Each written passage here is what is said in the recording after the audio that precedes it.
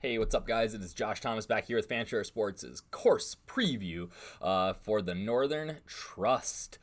This is the first event of the FedEx Cup Playoffs. This is the top 125 players in the FedEx Cup standings. Make it here. Not all of them are TAing up, but for the most part, we have everybody going this week. I think the only notables are like a Paul Casey who's taking the week off, but we even get Tiger Woods in the field this week.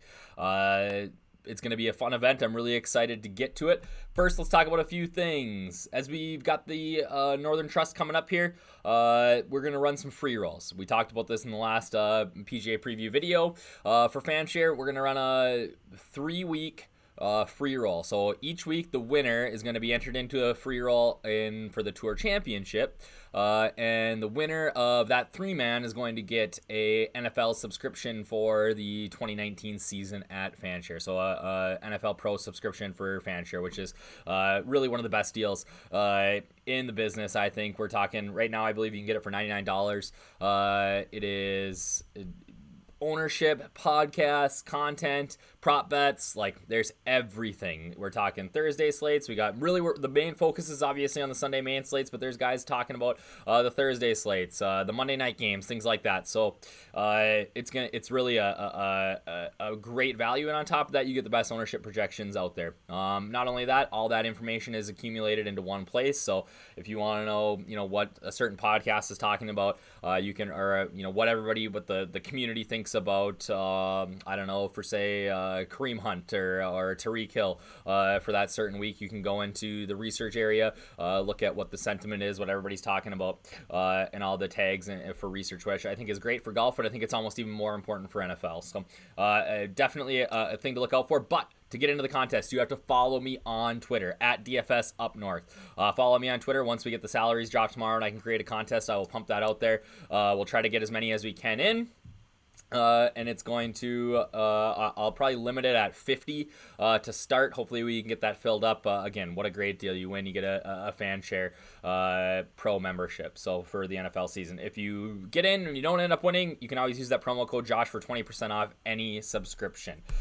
Before we get into Liberty National, let's talk a little bit about last week. What a win for JT Poston. Webb Simpson and Benny On both kind of charge in there at the end, but it was a really fun event. Personally, for me, I did way better on the showdowns than I did on the main slate. Main slate kind of fell apart on Sunday here, but again, just a big time week for everybody involved. And I know I've seen some of the Fanshare wins and some big wins within the DFS community as well. So hopefully our last MDF, it will be our last MDF because there's no MDFs for the playoffs. And when we get into the fall swing, they'll be changing that rule. So we're going to go from top 70 in ties to top 65 in ties. And with that, there will be no more made cut, did not finish. There will be no secondary cut. Similar to kind of what the European Tour does.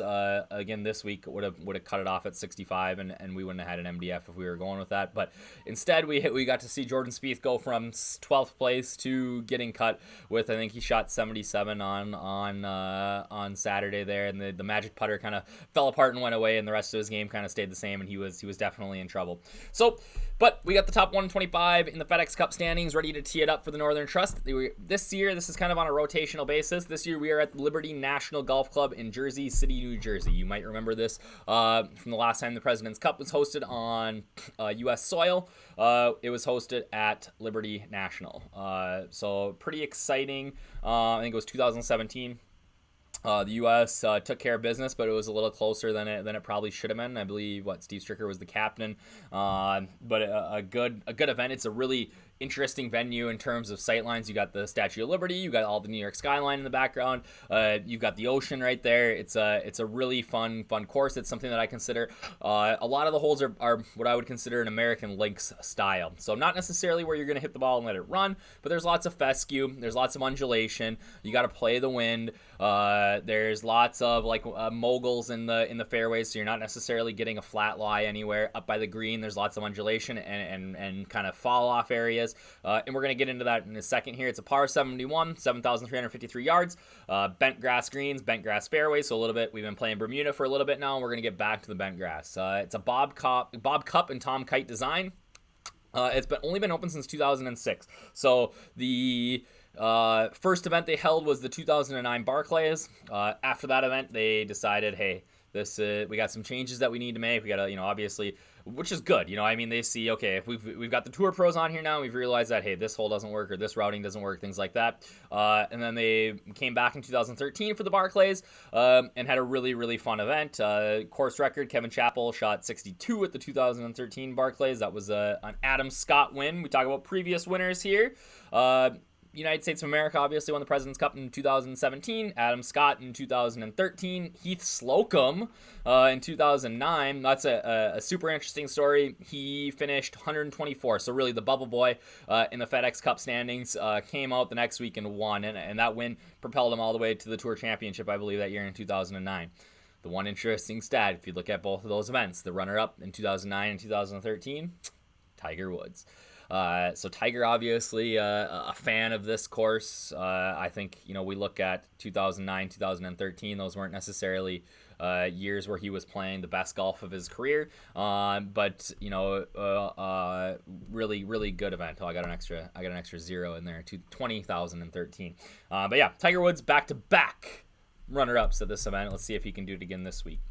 We talk a little bit here. Par 71, 73, 53. Like we said, we got one short par 3, 3 really long par 3s. 3 short par 4s, 3 medium par 4s, 5 long par 4s, 1 short par 5, and 2 long par 5s with one over 600. I got it here. 611 yards. Number 8.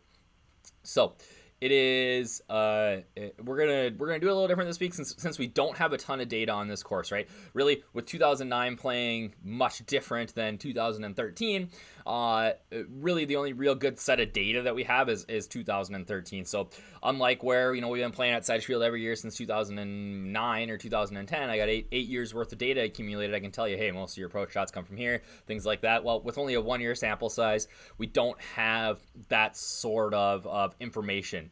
So what we'll do is this week is I'm actually going to go through and look at hole by hole. We'll talk about each hole, kind of what you need to do on each hole, and hopefully that gives you an idea of kind of the type of player that can succeed at this course.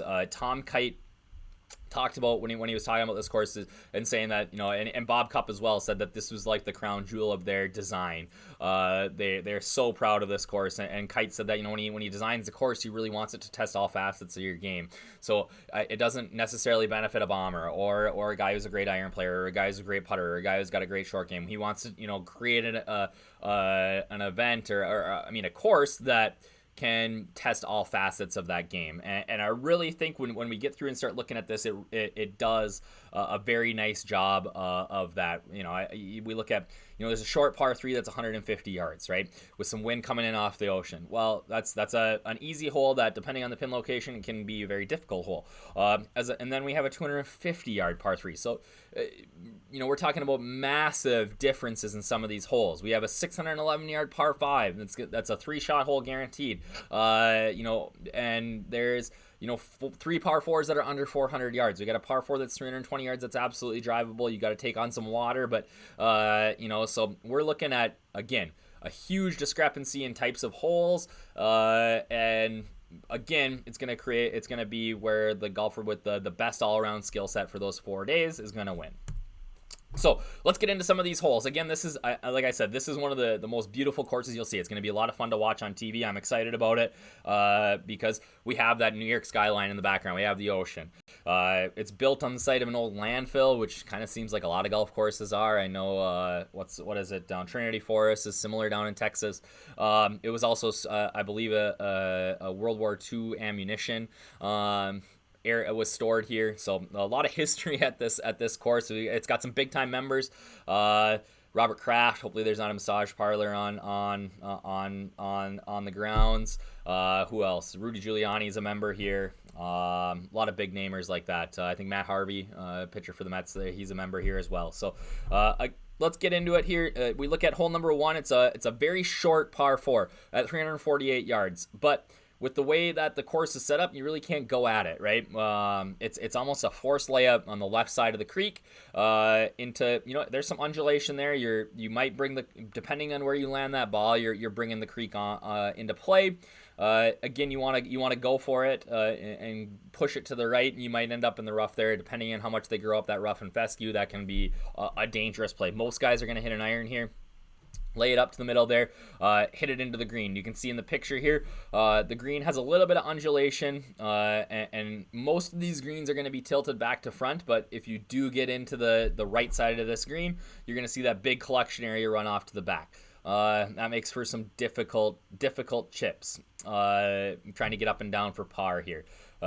Anything left is going to likely end up in the bunker. So it's going to take a precision iron shot off the tee and then a precision iron shot into this green if you're going to want to make a birdie here. That being said, it did play fairly easy in 2013 at 0.126 under par. The second hole, you can kind of see like what I talk about with that American Link style. There's lots of fescue. The fairways are thin. There's not a ton of rough here. Okay, we got a par 3 that's got a very deep cavernous bunker on the left.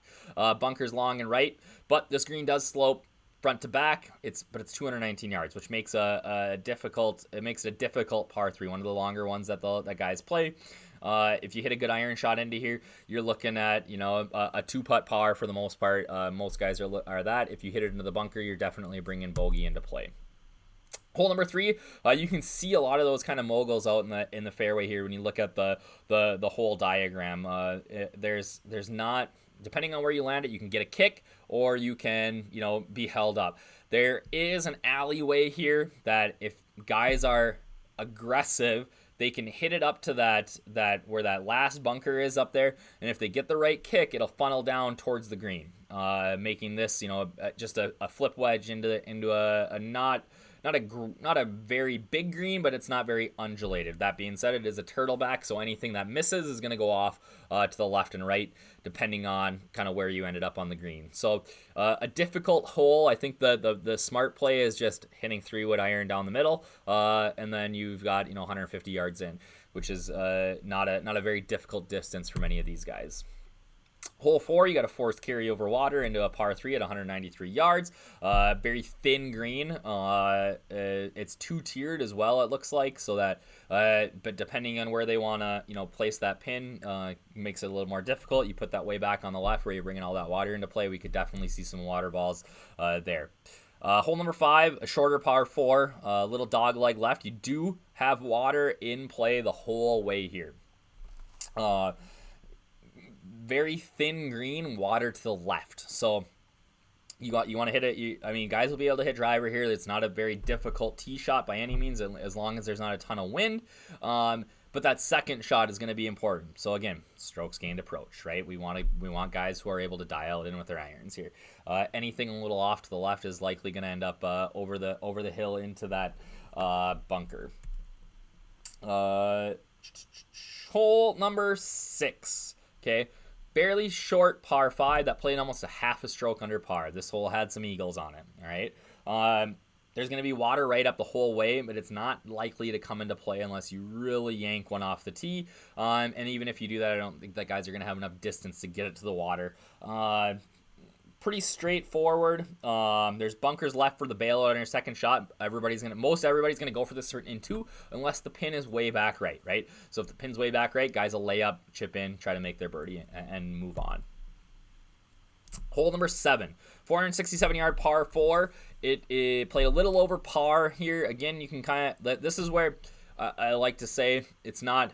This, you look at that picture there, this isn't necessarily as linksy. As they get into the towards the center of the course, like 7, 8, 9, as they turn around and head back towards the ocean, that's where it's more of just a normal golf course. As you get towards the ocean, that's where we see that American Links with the fescue and things like that.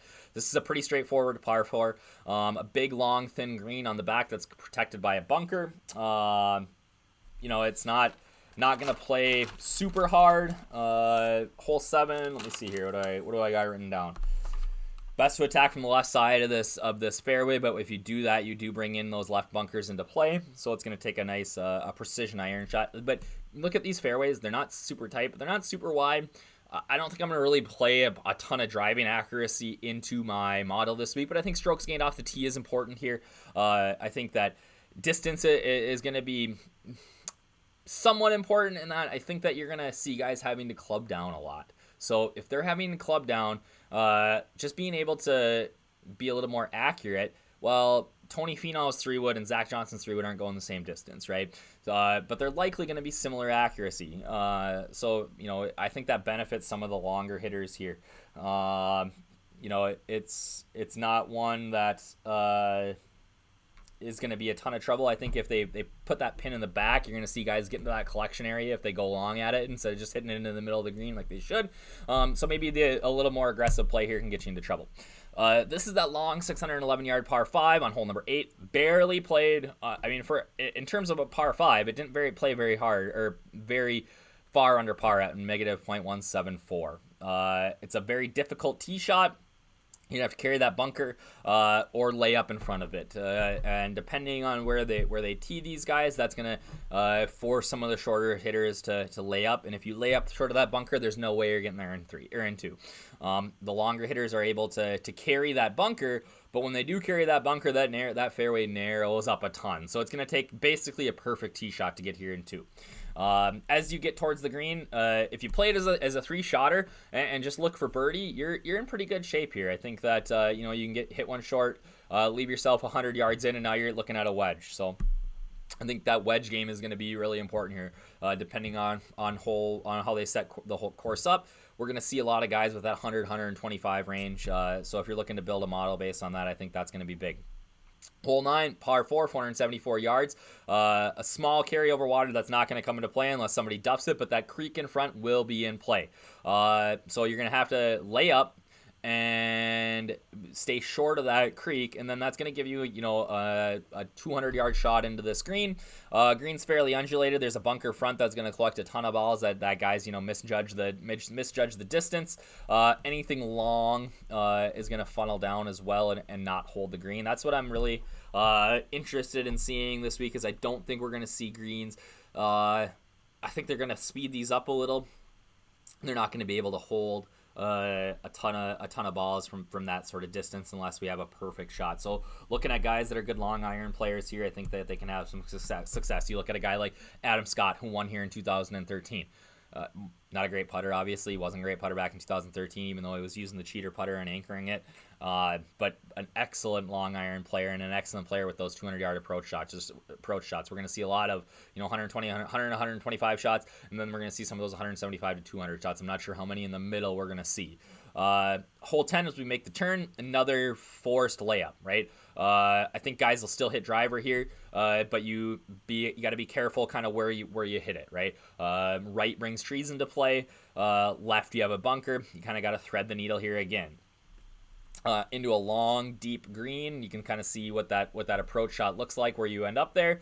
And the water left obviously ends, but we have a green that's covered by bunkers. So we're going to see lots of bunker play this week, I believe, just kind of with the way they're placed. Hole 11, water all around it. And I think that it doesn't necessarily do justice, these pictures of how much water is actually around it. It's definitely in your sight line. It's an intimidating tee shot, an undulating green. And it's definitely shaved off on the side. So anything that carries this green and on some courses, it's going to hit that fringe, end up in the rough. You're just chipping back on. Here, these fairways are going to run off. It's going to be a long chip shot, and you're going to have to see guys, hitting those chip shots back into the side of the hill to land it on the green. The greens aren't huge by any means. They're fairly small. So it's going to take some good short game around here if you're not on with your irons. I talk about American links, but I think that we can see some similarities between Open Championships and here, depending on what courses you're looking at. I think even this year's Open Championship might be a good comp course for this event. Again, but 250 yards, man. That's A, it's in between clubs for a lot of these guys. B, it's a poke. I don't know what I'd hit. I'd probably have to choke down on my driver a little bit and just punt it up there and hope I don't. I'd probably lay up. I'd lay up into the rough here and then chip onto the green and try to make par. Hole 12, par 4, 431 yards. This is getting back into a little bit of that American link style that I talk about. You're forced into a decision here off the tee, and I really think it depends on where the pin is. So pins that are going to be back right, you're going to try to thread it into that It looks wide, but it's not very wide up there. You're going to try to thread it into the left side. Anything that's back left, you're going to go up the right side. You're obviously trying to avoid those bunkers in the middle. But you got to make a decision off the tee, and you got to be smart. It played dead even par in 2012. I don't think we're going to see a ton of birdies here, but it shouldn't be a ton of bogeys either. It's kind of a par and move on. Hole 13, fairly easy par 5, played .34 or .349 under par in 2013. There's lots of bunkers up the right side to catch any of your second shots. You can catch that little downhill there off your tee shot if you carry the bunkers, and it'll run out. But you will bring, depending on how you drive the ball, you bring the water into play. The further up you get with your drive, the better off you are, because you're carrying less of the water, right? But anything back left is going to be tricky here. Another hole that we can see guys, if they're not smart about it, if they try to carry it, they can definitely end up in that water. I think that back left is maybe easier. I think that front pin position will entice guys to go for it a little more. And if you're only off by 3 or 4 yards there, you're in trouble. That's heading to the water. So a fairly easy par 5. We'll see it play pretty far under par. Hole 3, 150 yards, played under par in 2013. Again, I think we get wind whipping off the ocean here. This is a much harder hole. It's a 2-tiered green. And if they put that thing way back in the right, now it stretches to maybe 160, 170. That's a difficult shot depending on the wind.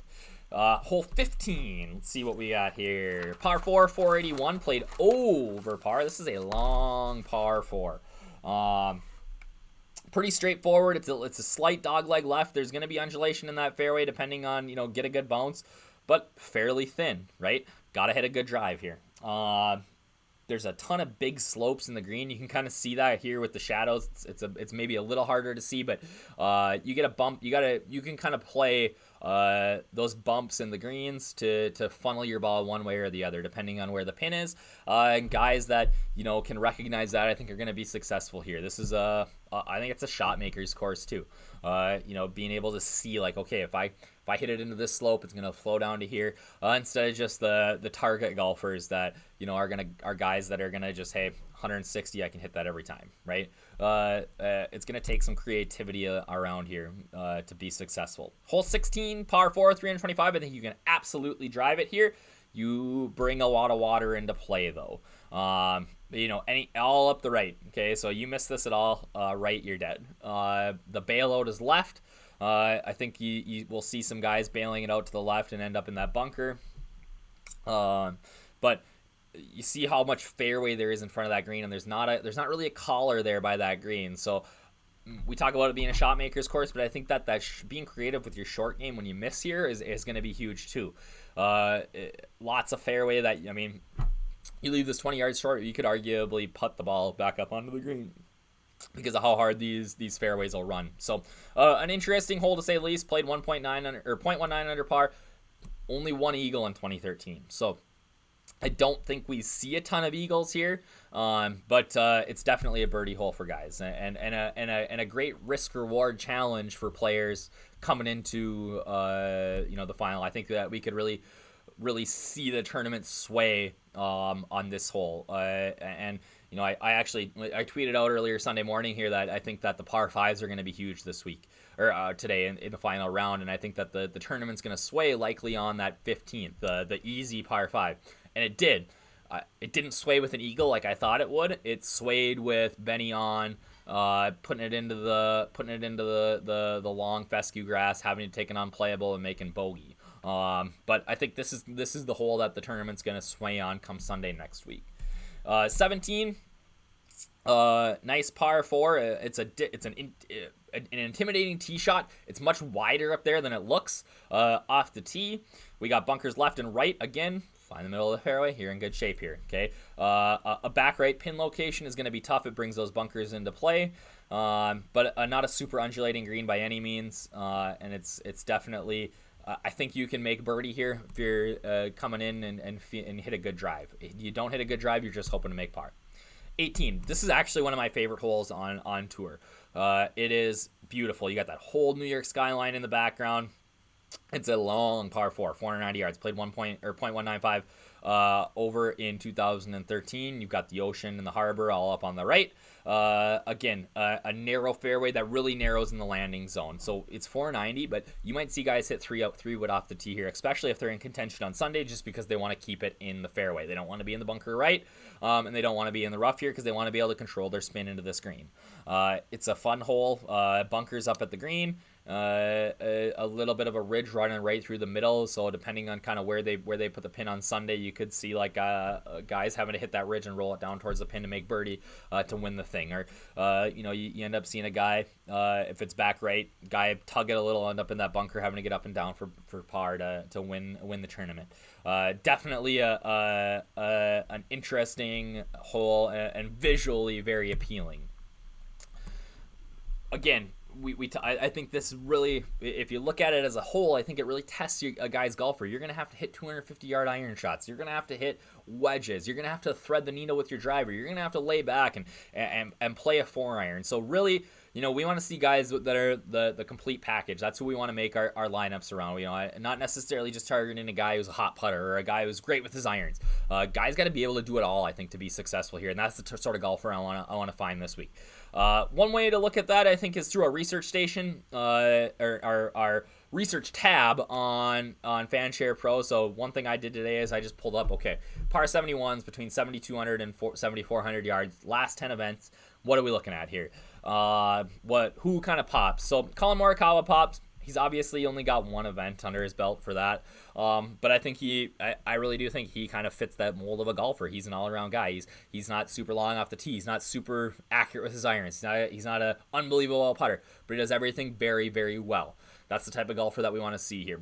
Rick, who I feel like we haven't heard from in forever, done well on these courses in the past, averaging 94 DK points. JT on the back of obviously a solid iron play. DJ, Patrick Cantlay, another guy who I think fits that mold of a all-around good golfer who will likely be popular this week. Bubba Watson pops here. I think he's a guy that makes some sense. Been playing okay golf recently. Obviously was very good at the WGC and then kind of made that double on 18 to fall back, but he's had some success on this type of course in the past, and I think he's likely somebody who comes in under-owned this week as opposed to like a Patrick Cantlay, who I think will probably be over-owned. Weird, Brooks Koepka shows up, the guy does everything well. Cam Smith missed the cut, so he's obviously going to be well rested. Kind of that seaside exposed course seems to be sort of up in his wheelhouse. And Kira Chappie Barnrat, guy that not a ton of events. He's got 6, which that's a decent enough sample size to say that hey, he's done well on these par 71s in the past. And guys that really play well on par 71s, it seems like are guys that are good par 4 scores, but also good par 5 scores. Guys that can make hay on those 3 par 5s that they're likely to have on a par 71.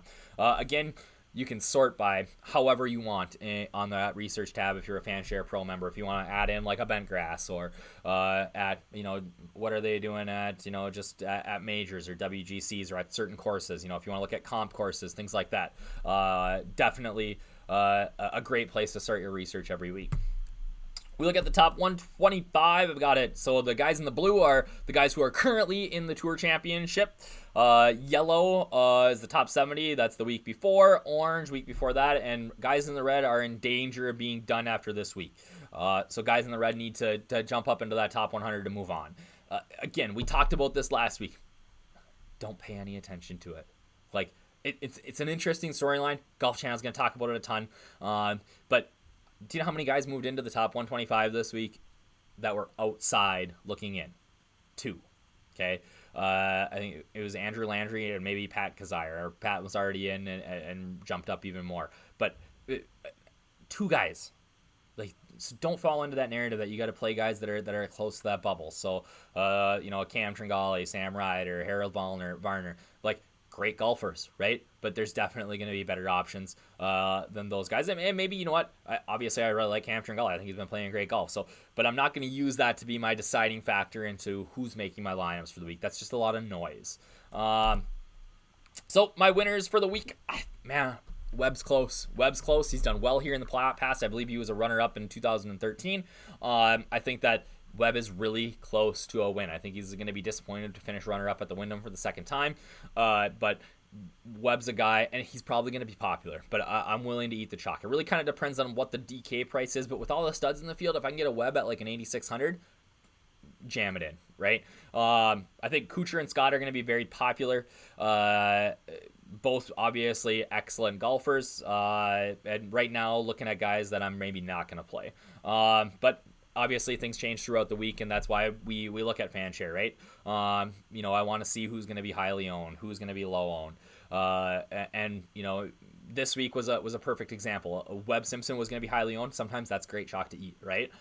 Benny On wasn't projected to be very high, turned out very good. JT Poston was in a range where there was going to be chalkier players around him, and if you were able to, find your way to JT, which I think a lot of guys were, at least within the Fanshare community, then he was a fantastic play at low ownership that likely brought you towards the top of a GPP.